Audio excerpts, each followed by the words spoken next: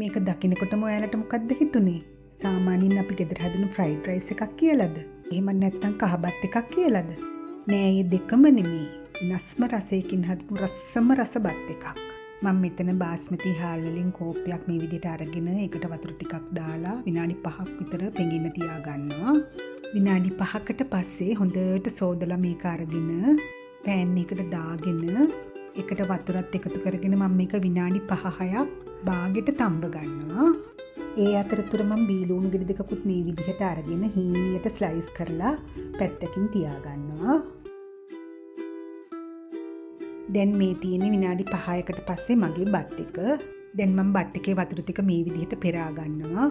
පෙරා ගැනීමෙන් පස්සේ මම මේ ටික ස්ටීමර් එකට දාගෙන ස්ටීම් කරගන්නවා. මේ තියෙන ස්ටීම් කර ගැනීමෙන් පස්සේ බලන්න බත් ඇට ටික වෙන්වෙන්ව ලස්සනට තියෙනවා. දැන් මම පෑන් එකකට පොල් තෙල් එකතු කරගෙන ඒක රත් කරගෙන කපාගත් බීලුණු ටික මේ විදිහට රන්වන් පාට වනතුරු බැද ගන්නවා. බලන්න ලස්සනට බැදිලා තියෙනවා මේක. ඊළඟට මම ග්‍රේට් කරගත් කැරට් ටිකක්ද මේ විදිහට බැද ගන්නවා. ඊළඟට මම අම්මිරිස් කරල් කීපයක මැද කොටස ඉවත් කරගෙන ඒ ටිකත් මේ විදිහට තීරු වලට කපාගෙන යන්තමින් බැද ගන්නවා. හොඳින් තම්බාගත් බිත්තර දෙකක සුදු මදය හා කහ මදය මම මේ විදිහට වෙන් කර ගන්නවා. ඊළඟට සුදු මදේ කොටසගෙන මේ විදිහට හීනියට කපාගෙන ඒකට රතු මිරිස් කුඩු ටිකක් ලුණු ටිකක් එකතු කරගෙන ඒකත් ගැඹුරු තෙලේ මම මේ විදිහට බෙද ගන්නවා. බිත්තර කහ මද දෙක මේ විදිහට හොඳට මෑෂ් කරගන්න. ඒකටම උකු පොල් කිරි ටිකක් මේ විදිහට එකතු කරගෙන ලුණු ටිකක්ද එකතු කරගෙන ක්‍රීම් වනතුරු හොඳට මිශ්‍ර කරගන්න. නැවතත් පෑන් එකකට බටර් ටිකක් එකතු කරගෙන රත් කරගන්න.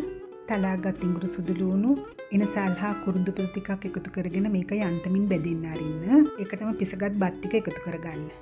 දැන් බිත්තර කහ මද මිශ්‍රණයත් මේ කුඩින් මේ විදිහට දාගන්න. බත් ඇට පොඩි නොවන පරිදි යන්තමින් මිශ්‍ර කරගෙන රම්පෙකොළ ටිකකුත් මේ විදිහට කපාගෙන දාගන්න. බත් එක මේ විදිහට වහගෙන විනාඩි 5ක් පමණ මද ගින්දරේ පිස ගන්න. දැන් ඒකට උඩින් බැදගත් කැරට් ටිකද කැරමලයිස් කරගත්තු බීලුණු ටිකද යන්තමින් බැදගත් අම්මිරිස් ටිකද එකතු කරගන්න. ඊළඟට බැදගත් බිත්තර සුදු මදයද එකතු කරගෙන යන්තමින් බත් එක මේ විදිහට මිශ්‍ර කරගන්න.